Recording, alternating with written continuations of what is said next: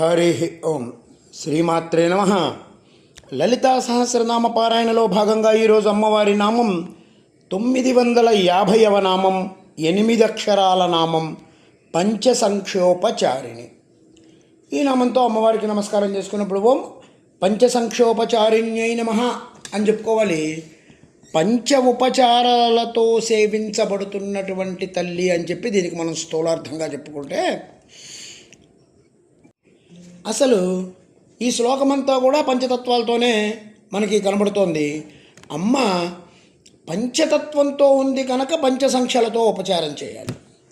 పంచతత్వాత్మకం అంటే భూతత్వం, ఇక్కడ గంధంతో ఉపచారం చేయాలి.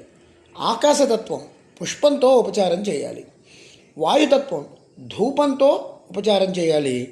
అగ్నితత్వం దీపంతో ఉపచారం చేయాలి. తర్వాత జలతత్వం, దీన్ని అమృతతత్వం అంటారు. ఇక్కడ నైవేద్యంగా పెట్టి సమిష్టిగా కలిపితే ఈ 5 పంచోపచారాలు అంటారు. తొందరగా వెళ్ళిపోయే వాళ్ళు కూడా కనీసం ఈ పంచోపచారాలు చేసి బయటికి వెళ్ళమని చెప్పి మనకు పెద్దలు చెప్తూ ఉంటారు.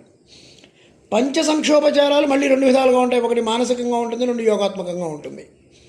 సాధారణంగా చేసే పంచోపచార పూజ మాత్రమే కాదు, పంచోపచారం అంటే పరిపూర్ణం. పంచభూతాలకు అమ్మవారు అధినాయకురాలు. ఆ నాయకురాలి కింద ఉన్న వాళ్ళందరూ కూడా ఆవిడకి దాస్యం చేయాల్సిందే. భూతత్వానికి గంధం గుణం, ఆకాశతత్వానికి శబ్దం గుణం, వికసన గుణం.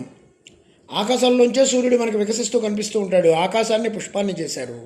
వాయుతత్వం ధూపంగా చెప్పారు. అగ్నితత్వాన్ని దీపంగా చేశారు.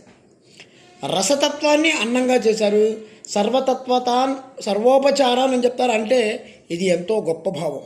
యోగులు ఏం చెప్తారంటే, అమ్మా నేను ఎలాగూ నీలో ఐక్యమైపోయాను, నా సర్వతత్వాలు నీలోకే వెళ్ళిపోతాయి.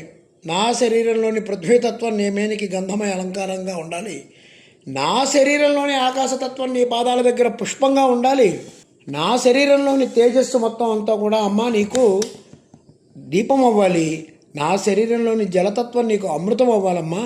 నాలో ఉన్న పంచతత్వాలు నీకే సమర్పించబడ్డాక ఇక నేను అనే మనిషిని ఎక్కడున్నాను, నేనే నువ్వు ఐక్యమైపోతాను తల్లి అంటాడు. ఇది అసలు పంచసంక్షోపచారాల్లో ఉన్నటువంటి విశేషం. దీన్ని మనం గట్టిగా పట్టుకోవాలి. ఇలా ఈ సంఖ్యలతో ఉన్నటువంటి ఉపచారాలని అమ్మ ఆనందంగా స్వీకరిస్తుంది. ఇది అమ్మతత్వం. ఓం ఐం హ్రీం శ్రీం పంచసంక్షోపచారిణ్యై నమః.